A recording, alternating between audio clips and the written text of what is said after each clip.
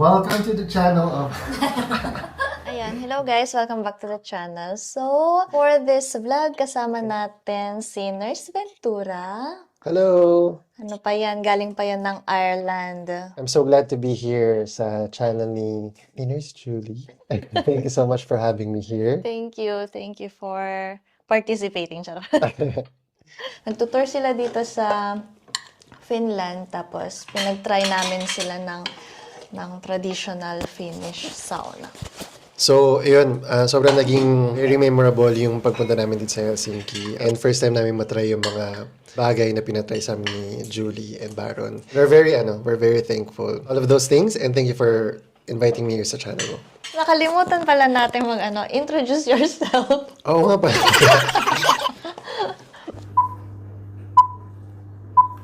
So, introduce mo naman yung self mo sa viewers natin. Hello guys, my name is Boyet Ventura. Ako po ay isang nurse na nagtatrabaho sa Ireland. YouTuber din ako, and doon sa YouTube, kilala ako bilang Nurse Ventura. And I share yung mga experiences namin ko sa Ireland, being a nurse, life in Ireland, and also ang buhay ng mga OFW sa Ireland and also sa Europe na din. So, gaano ka nakatagal sa... So, sa Ireland is mag-8 years na this April. Since 2018, April 2018, dumating kami sa Ireland. Tagal na din pala, no? Tagal na. Galing ka may pinanggaligan kang other country or from Philippines? So, before ng Ireland, galing kami sa Saudi Arabia for 4 years, since 2013 to 2017. 2008 ako graduate. Practice ako sa Philippines from 2009 hanggang 2013. Tapos yun, apply na kami pa Saudi Arabia. What made you decide naman to work abroad sa... bakit Ireland? Bakit ka lumipat from Middle East to Ireland? So, ito muna, reason bakit ako nag-nursing, first of all, hindi kami masyadong well-off na family. So, nagdaan kami sa hirap, and mga ganun. And then, syempre, nakita ko siya naghihirap si mother. And then, yun, ganun, medyo financial problem, ganun. So, nag-engineering ako for 2 years, civil engineering. Kaso, medyo nahirapan ako sa civil engineering. As a working student ako, so bumabaksa ako sa mga math, ganyan. And then, may nagsabi sa akin na tito ko na sabi niya, ano ka kung gusto mo makaahon sa hirap? Mag-nursing ka. Bumalik ako sa province namin kasi nga wala akong pang tuition ng nursing. So, bumalik ako sa province namin. Naging scholar ako ng Polytechnic University of the Philippines, government, public. Kaya ako nag-abroad. Kasi ang kita ng nursing sa Philippines, ang hirap din kasi maghanap ng work. Oo, actually, before. super. Ayun, so sabi ko, ang kinikita ko lang ng 1,000, 7,000 a month pesos. Siyempre, hirap ka pa rin, hindi ka pa rin makapag-give masyado sa family, sa parents. So yun, nag-abroad na, nag-Saudi. Yung time na yun, nag-Saudi ako kasi wala kaming pang IELTS or wala kaming pang placement papunta sa ibang bansa like Australia or Canada. Ang kailangan mo lang is Saudi Council yung exam and then yung experience. Pero ang sweldo ko noon, lang, 23,000 pesos a month. Sa Saudi? Mm. Oh. Tapos doon ako nag-start, and then tumaas siya ng 35K at the end of the contract. So lumipat ako sa Ireland dahil sa encouragement ng ibang friends. Pero nung nagpunta ka ng Ireland, may agency or... through agency. Through agency. Tapos lagi ko naman nire-recommend yung agency na yun kasi meron akong mga nakilala na 20 years na sa Ireland. Yun yung agency nila. Very legit. Pwede mo din bang i-share? Ang pangalan ng agency is ABBA Personnel. So, pag-uwi ko na Saudi, nag-review ako for English exam, IELTS. Nung time namin, IELTS yung kailangan. And then ngayon, pwede ng IELTS and OET.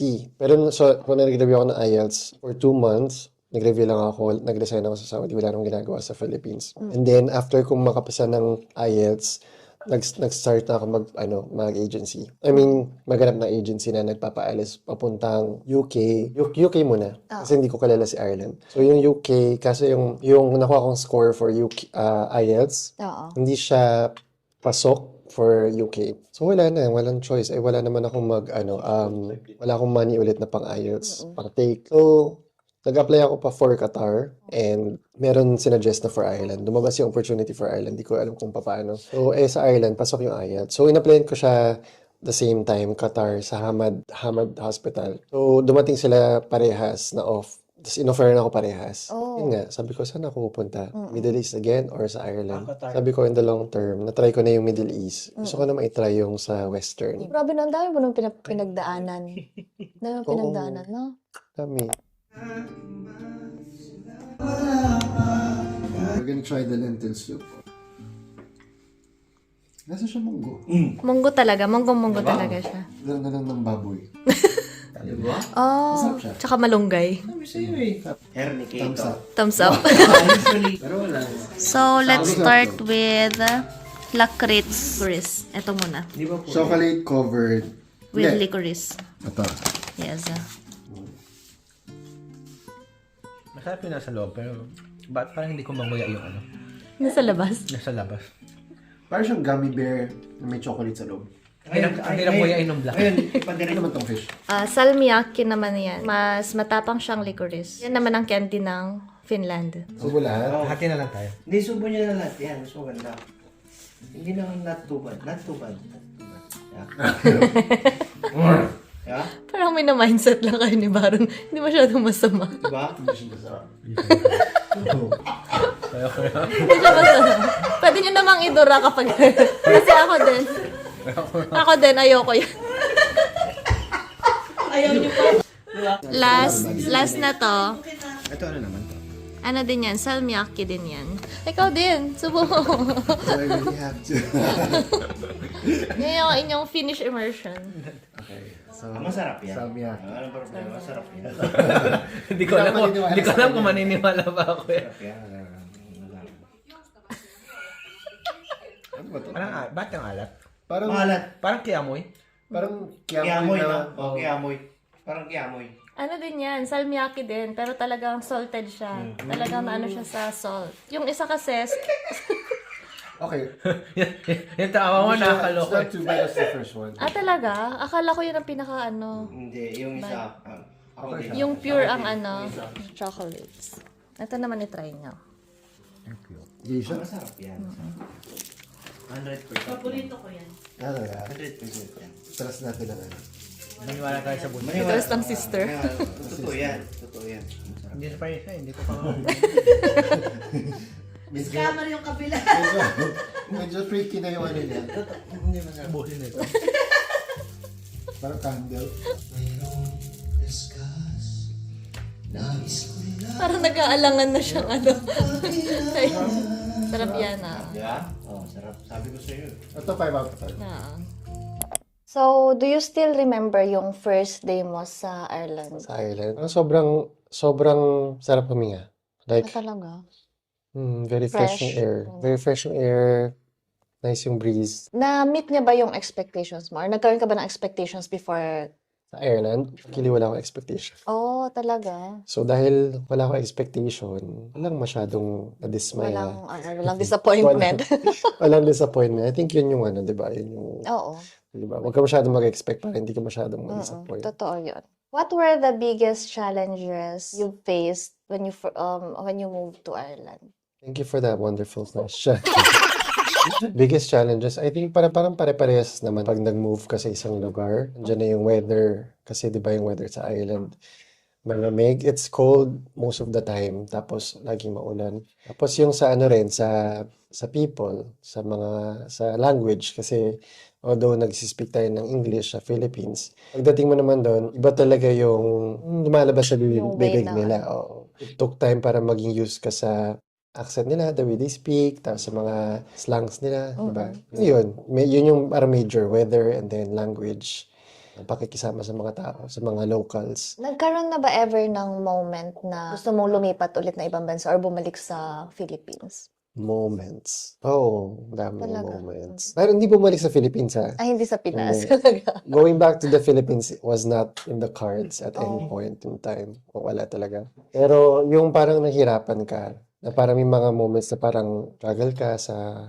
homesickness, sa mag-adjust sa work, kasi parang, syempre at start, parang kahit na may experience na ako sa Saudi, hirapan pa rin akong mag-adjust sa work, especially ICU kasi ako, straight away, ICU na agad. Parang, yung mga times na question mo yung parang, ano ba yan, ba't ang bobo-bobo ko naman, ganyan, compared sa mga nakasama ko sa work na locals, ganyan, ba't ang talino nila? Parang ang gagaling nila, ako hindi, ganyan. So, maraming mga self-doubt, maraming mga, ang kaya ko ba to? Mm. Mga ganong moments. Ito $1 million question. How has living abroad changed you as a person? So, living abroad changed me as a person. Ayun. Living abroad, siguro, May mga natutunan ka ba sa journey mo living oh, abroad? ang dami. Siguro yung living dito sa Europe, no? Or even sa Middle East, abroad na in general, Mm-mm. na-broaden yung perspective about yung worldview ba? Mm-mm. About life and about the world, about different cultures. So parang na lumawak yung pag-iisip ko. Mm-mm. And hindi lang doon sa mga worldview, parang lumawak din yung pag-iisip ko when it comes to accepting different attitudes, Oo. mga different norms, Mm-mm. ganon. Tapos ano pa ba? Mga natutunan ko is, especially living in Ireland, natutunan ko Yeah. is parang there's more to life than parang accumulating possessions and successes in your career. Mm-mm. There's more things to be celebrated and be thankful for, rather, aside from the material stuff. Mm. Mas naging simple and mas naging thankful for just being healthy, being able to have a comfortable home, Mm-mm. being able to afford going to the supermarket and hindi ka na nagbibilang ng, kasya ba yung pera ko? Mga Oo. ganyan. Yung simple things Yeah. like that. And then nakakapag-travel kami, across Europe, tas na hindi kami namumulubi, Oo. yung ganun bagay. So, yun yung mga bagay na na-appreciate ko, na super thankful ako. Kahit na wala kaming mga masyadong material things, wala kaming luxury car or branded na mga clothes or anything. Pero the life is still good. Good, yeah. Ayun. Humbling, no? Ikaw ba? Ganun din. Anong natutunan? Same Same din, experience? Dahil sa mga experiences din na ganyan, sabi ko, yun nga yung sabi ko kanina, contentment. Sabi ko, Mhm. very well said. Thank you The for that, crown Anna. goes to. So, ano yung mabibigay mong advice to someone na gusto ding mag-try to work in Ireland? Advice. Pero first of all, mag-research muna sila. Kailangan nyo mag-research ng thoroughly kung gusto nyo pumunta sa any country, di ba? Any yeah. country sa buong mundo, whether Ireland or America or Australia.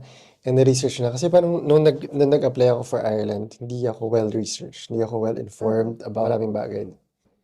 And then, ayun, parang research mo na kung para sa iyo ba yung feeling mo magiging para sa iyo ba yung bansa na yun. For example, sa Ireland, the weather is very cold, rainy, gloomy all the time. So, are you a person na hindi ka ba sa outdoor sun or mga activities na magagawa mo lang pag may araw, ganyan. Although, syempre, may mga ways around it, diba? Sabi nga nila, there's no bad weather, just bad clothing, diba? Yeah, Ganyan. So, pero, syempre, kung medyo depressing ka na person din, kunyari nagiging depressed ka sa mga ganong klaseng environment or weather, baka pwede mo consider na mas doon ka sa mas sunny na lugar. So yung mga ganon na mag-research muna kayo kung ano yung bansa na pupuntahan nyo, and then weigh the pros and cons. Pros and cons, for example, yung salary doon compared to other countries, and then yung career progression doon, citizenship pathway, yung mga ganun bagay. Para kapag nagpunta na kayo doon, hindi mo masasabi, ay, hindi ko kasi alam, di ba? Yeah. Oo, maganda na Parang, yung prepared ka. Yeah. Hindi yung parang napasubo ka na lang, no? Baka sabi niya, if you fail to plan, you plan to fail. Okay, $1 million question. Looking back now, was it worth it moving abroad? And what keeps you motivated to continue this journey? Worth it ba mag-move abroad? Mag-move to Ireland. To Ireland? Alam, isa lang yung ko na regret ko na nag-move ako na abroad.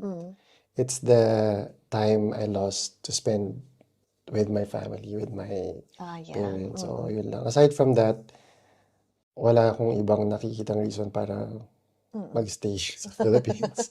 As a nurse, ha? Yeah. Kung well off naman kami siguro at the start, okay lang. siguro. Pero yung wala kaming masyadong kaya, ganyan. So parang breadwinner ka, you have to support your family. So minsan parang wala kang choice din. But to, alam mo yun, mag-sacrifice ng yung part na yun para ma-help mo yung family. Siyempre. Pero yung ano, yung worth it ba mag-move sa Ireland? Dati ko worth it naman kasi I grew as a person. Dati kasi mas more ano ko materialistic. So parang as a person na ano na nakapag-travel, na nakapagsalamuha ng ibang mga tao and naka-experience ng ibang bagay. I think it's worth it in that kind of perspective.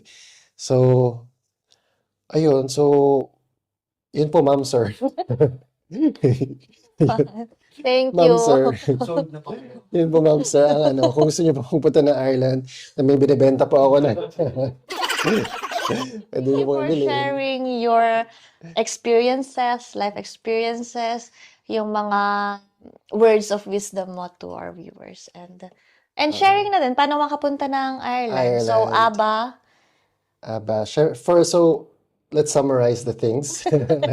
So first of all, kailangan mo na experience, at least 2 years, and then kailangan mo mag-English exam, IELTS or OET. Pag pumasa ka na ng English exam, kailangan mo mag-register sa Nursing Midwifery Board of Ireland. Kailangan magre-register ka, magbabayad ka, sasubmit ka ng papers. And then kapag meron ka ng registration, you can look for agency. Also, you can look for agency while you're registering pa lang. yeah. So, be mindful, be careful lang sa mga agency na i-follow, na pag-apply nyo kasi may mga agency na nanghingi ng placement, which is hindi naman, So, wala din talagang placement walang dapat sa placement. Ireland. Walang placement Pero talaga. binayaran niyo ang plane ticket. Pero reimbursed. Reimbursed? Oh. Reimbursed. Sa atin, hindi na. Ay, hindi reimbursed? Hindi na reimbursed. Pero ticket lang naman yung binayaran namin. Okay. Kami, ticket, and then yung pag sa registration, 300 euros. Lahat naman yung reimbursed. At least. Yeah. Ayun, so yun yung ways. Agency, find a legit agency. And then, doon na magsa-start. Sila na maghanap sa'yo ng employer and all those things. So yun lang yung first basic na kailangan mong gawin para makapag-apply ka sa Ireland specifically. So, kung mas gusto nyo ng detailed na explanation about that, punta kayo sa YouTube channel ni Nurse Ventura. Yes. Andun Makikita lahat, nyo rin diba, siya doon. details? Makikita nyo rin. Back Makikita to nyo rin you. siya doon. Meron kaming vlog, yes. Andun yung details.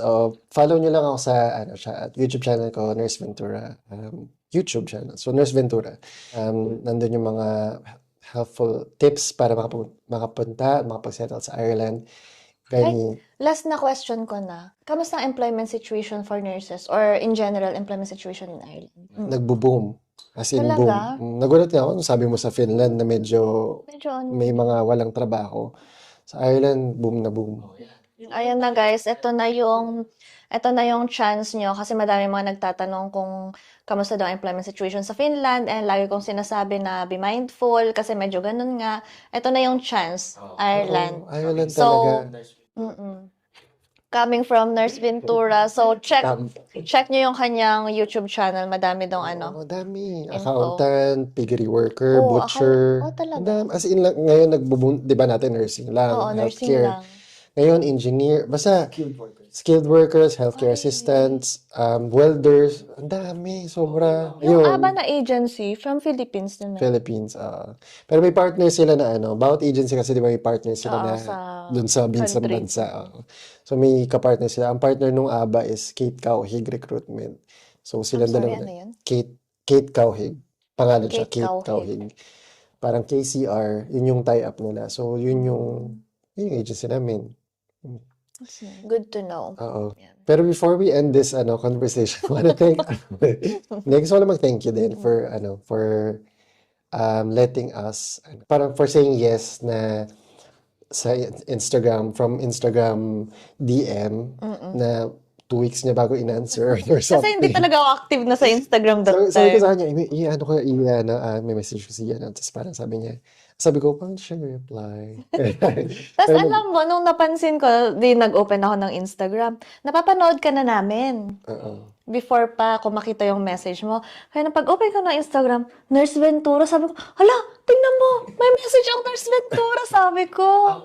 So, kinulit ko lang siya. Nag-wait lang ako. Tapos, nagko-comment ako sa YouTube mo eh. Oo. So, thank you for saying yes na makipag-meet dito sa Finland. And then, sinabi ko dito sa, diba, sa channel ko na thank you for showing us sharing a glimpse of your life dito sa the happiest country in the world. Yes. Oo, ayun. Don't forget to like, share, and subscribe to her Yes, channel. and see you next time. See you! Bye! Ano yung babay sa ano? Wait lang, di mo pa tinuruan ang finish. Ano yung babay? Nang babay. Moy moy. Moy, epa, moika. So, ano sasabihin natin? Moy, moy. Moy moy. Nonin. Nunin. Bye. Nonin. Moy moy. Thank you. Bye.